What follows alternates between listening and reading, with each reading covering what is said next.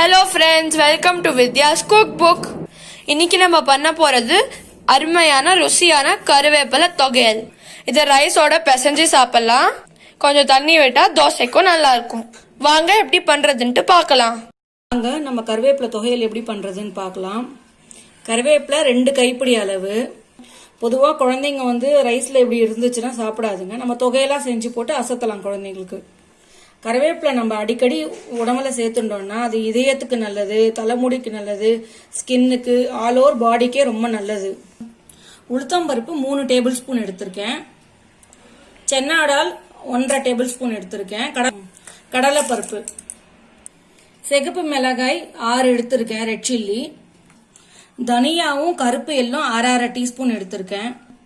புளி ஒரு நெல்லிக்காய் சைஸ் தண்ணியில ஊற போட்டு வச்சிருக்கேன். இந்த தண்ணியை வடிகட்ட வேண்டாம், அப்படியே நம்ம வச்சுக்கலாம்.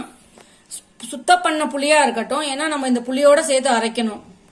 உப்பு தேவையான அளவு, பெருங்காயம் 3-4 பிஞ்சு, எண்ணெய் 2-3 டேபிள் ஸ்பூன் ஆகும் நம்மளுக்கு. நான் ஸ்டவ் ஆன் பண்ணி தவாவை சூடு ஏற்றிருக்கேன். நல்லா தவா சூடு ஏறட்டும். ஃபர்ஸ்ட் எண்ணெய் விடாம நம்ம இது ரெண்டுத்தையும் வறுத்துப்போம். எது எது அப்படின்னா தனியாவும் எள்ளும் வறுத்துட்டு இருக்கேன். இப்படி நம்ம கொஞ்சம் நல்லா வறுத்துக்கணும், வாசனை வர வரைக்கும். இது மாதிரி வறுத்தா போதும். இதை நம்ம மாத்தி ஆற வச்சுக்கலாம். 1/2 ஸ்பூன் எண்ணெயை விட்டு உளுத்தம்பருப்பு வறுத்துக்கலாம். நல்லா இது செவக்கா வறுக்கட்டும். இதுவரை எங்களோட வீடியோ நீங்க லைக், ஷேர், அப்புறம் சப்ஸ்கிரைப் பண்ணலன்னா கீழே இருக்கிற ரெட் பட்டன் அமுத்தி சப்ஸ்கிரைப் பண்ணிக்கோங்க. அதுக்கப்புறம் பெல் பட்டனையும் அமுத்திக்கோங்க. அதுக்கப்புறம் எங்களோட எல்லா நோட்டிபிகேஷனும் உங்களுக்கு வரும். உங்களுக்கோசரம் புதுசான ரெசிபில நாங்க உங்களுக்கு பண்ணி தரோம். இங்க பாருங்க, கொஞ்சம் செவந்து இருக்கு. நம்மளுக்கு பருப்பு உளுத்தம்பருப்பு எடுத்து வறுத்தாச்சு. இதையும் எடுத்து நான் ஆற வச்சிடுறேன். இன்னொரு 1/2 ஸ்பூன் எண்ணெயை விட்டு கடலைப்பருப்பு போட போறேன். கடலைப்பருப்பும் உளுத்தம்பருப்பு மாதிரி நல்லா வறுக்கட்டும்.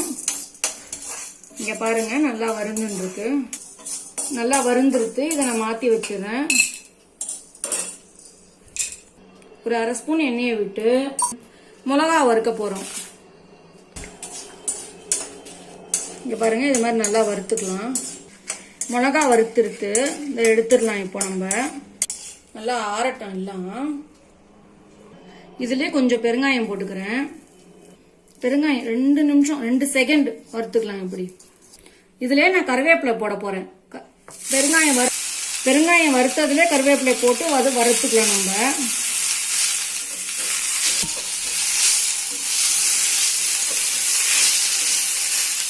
கருவேப்பிலை வறுக்கும் போது ரொம்ப ஈரப்பசையோட வறுக்க கூடாது. கொஞ்சம் ஈரப்பசை இருக்கணும். ஏன்னா அப்பதான் அரைக்கும் போது நல்லா இருக்கும்.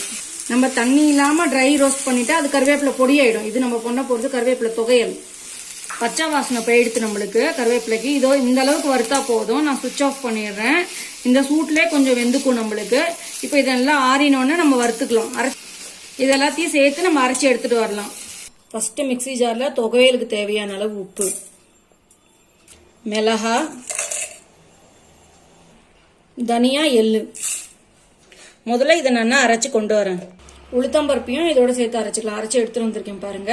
அதோட உளுத்தம்பருப்பு, கடலைப்பருப்பு, இதோட நம்ம வதக்கி வச்ச கருவேப்பிலை, நம்ம ஊற வச்ச புளி ஜலத்தோடய இது கொட்டிக்கலாம். புளி வாட்டரோட சேர்த்து இதுல போட்டுக்கணும். இதை போய் நான் நல்லா அரைச்சி எடுத்துட்டு வரேன். வேணும்னா தண்ணி விட்டுக்கலாம், வேண்டாம்னா வேண்டாம்.